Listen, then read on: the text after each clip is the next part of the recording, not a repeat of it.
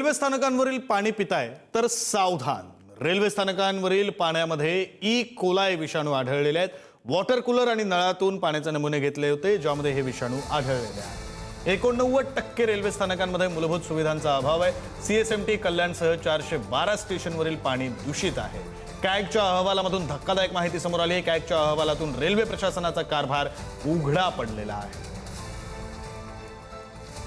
आपले प्रतिनिधी धनंजय दळवी फोन लाईनवरून जोडले गेलेले आहेत, सविस्तर तपशील देतील। धनंजय।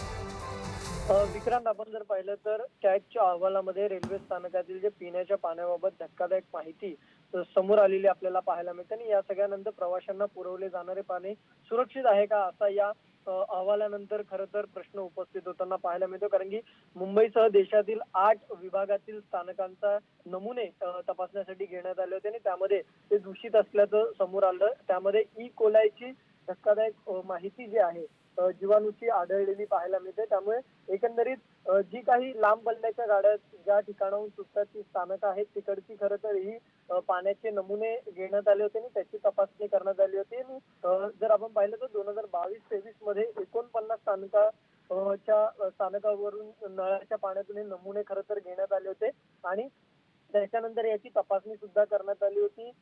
त्यामुळे ई कोलायची जी सध्याची परिस्थिती आहे त्याच्यानुसार जर आपण पाहिलं तर छत्रपती शिवाजी महाराज टर्मिनस असेल, कल्याण असेल, हावडा असेल किंवा नवी दिल्ली आणि मुंबई सेंट्रल अशी जी स्थानकं आहेत त्यांच्या मध्ये या ठिकाणी मूलभूत सुविधा ज्या आहेत त्यामध्ये पण त्रुटी आढळल्याचं या अहवालात खरं तर म्हटलं। आता जर एखाद्या वेळेस तुम्ही रेल्वे स्थानकातलं पाणी विक्रांत प्यायला असेल तर त्यामध्ये जर ई कोलायचा धोका असेल आरोग्याला तर तो कसा ओळखायचा, तर त्या सगळ्या अगदी धनंजय, धन्यवाद दिलेल्या या सविस्तर माहितीसाठी।